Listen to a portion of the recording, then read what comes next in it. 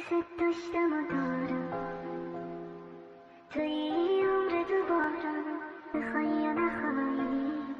دلو برات میارم اینو گفتم و میگم بدون تو هم میمیرم تو که